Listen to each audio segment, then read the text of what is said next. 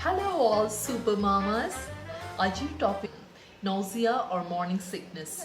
যে জ্বৰ হলে কেতিয়াবা মুখখন খুব তিতা তিতা লাগে আপুনি যিয়েই নাখাওক লাগে আপুনি আটাইতকৈ ভাল পোৱা বস্তুটো খালেও আপোনাৰ মুখখনত কিবা তিতা তিতা ভাৱ এটা লাগে আপোনাৰ ভাল নালাগে আপুনি বিচাৰি ফুৰে কি খালেনো মনটো ভাল লাগিব কি খালেনো ভাল লাগিব তেনেকুৱা ধৰণৰ লাগে ঠিক তেনেকুৱাই হৈ আছিলে তাৰমানে মই খোৱাটোতো খাই আছিলোঁ কিন্তু একো বস্তুৱে ঠিক আনন্দ মনেৰে এনজয় কৰি খাব পৰা নাছিলোঁ তেতিয়া মই ডে ওৱানৰ পৰা এটা নেচাৰেল ৱে এডপ্ট কৰিলোঁ আৰু যাৰ ফলত মোৰ এদিনলৈও বমি নহ'ল আৰু আজি মই আপোনালোকৰ আগত এই অতি সহজ উপায়টো শ্বেয়াৰ কৰিবলৈ ওলাইছোঁ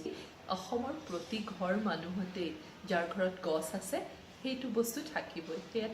সেয়া হৈছে নাৰিকলৰ পানী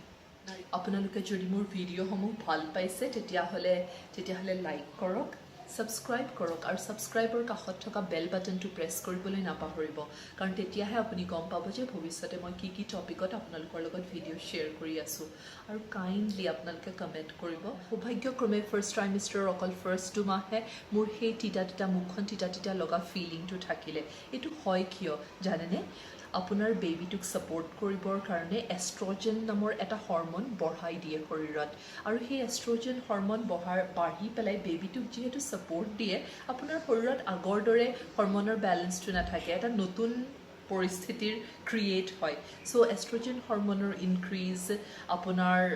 আপোনাৰ বডিৰ লাইনিং যোনটো ষ্টামাক লাইনিং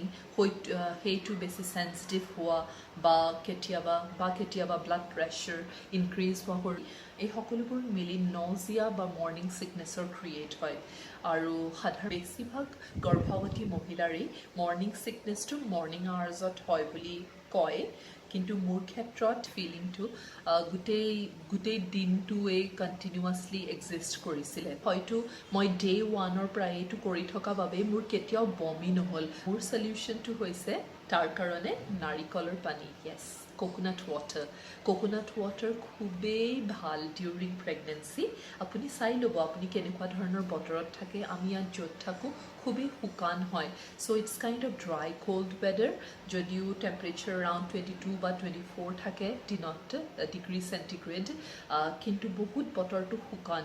গতিকে নাৰিকলৰ পানী খুব ভাল লাগে খাই নাৰিকলৰ পানী সহজলভ্যও হয় আৰু ৰাতিপুৱা শুই উঠিয়েই টুথব্ৰাছ কৰাৰ পাছতেই প্ৰথম বস্তুটো যোনটো মোৰ পেটত গৈছিলে সেইটো আছিলে নাৰিকলৰ পানী প্ৰথমতে মোৰ দেউতাই সদায় ৰাতিপুৱা মোক নাৰিকল এটা আনি নাৰিকলৰ পানী খুৱাইছিলে আৰু পিছলৈ মই হোম ডেলিভাৰী যিহেতু দেখিলোঁ যে দেউতা ওলাই যোৱা নাৰিকল এটা কঢ়িয়াই মোলৈ লৈ অহাটো দেখি পেলাই মোৰ দুখ লাগিলে সেইকাৰণে মই হোম ডেলিভাৰী অৰ্ডাৰ প্লেচ কৰিলোঁ নাৰিকলৰ পানীৰ কেলৰিফিক ভেলিউ ল' হয় আৰু খুব বেছি ভাল ডাইউৰেটিক হয় কাৰণ কেতিয়াবা পেচাবৰ জ্বলা পোৰাও হয় ডিউৰিং প্ৰেগনেঞ্চি সেই সময়ত আপুনি যদি নাৰিকলৰ পানী সদায় ৰাতিপুৱা সেৱন কৰি থাকে তেতিয়া তাৰ পৰা ৰক্ষা পাব শৰীৰত ব্লাড চাৰ্কুলেশ্যন আৰু ব্লাড চুগাৰ লেভেল নিয়ন্ত্ৰিত কৰিও ৰাখে নাৰিকলৰ পানী সেৱন কৰিবলৈ মই ষ্ট্ৰংলি এডভাইচ কৰিম সাৱধানতা অৱলম্বন কৰিবলৈ ক'ব বিচাৰিছোঁ এটা হ'ল আপুনি মডাৰেটলি খাব তাতকৈ বেছি নাৰিকলৰ পানী বা মেক্সিমাম 2টা নাৰিকলৰ পানীতকৈ বেছি নাৰিকলৰ পানী সেৱন কৰাটো ভাল নহ'ব মডাৰেটলি ড্ৰিংক মডাৰেটলি যে আপুনি যোনখিনি নাৰিকলৰ পানী কিনিছে সেইখিনি যাতে ফ্ৰেছ হয় কাৰণটো হ'ল যোনখিনি আপুনি নাৰিকলৰ পানী লৈছে সেইখিনি যাতে এডাল হাইজিনিক ক্লিন ষ্ট্ৰৰে আপুনি ভালদৰে খায়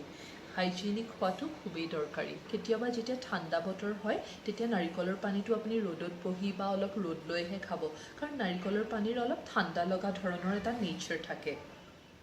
ধন্যবাদ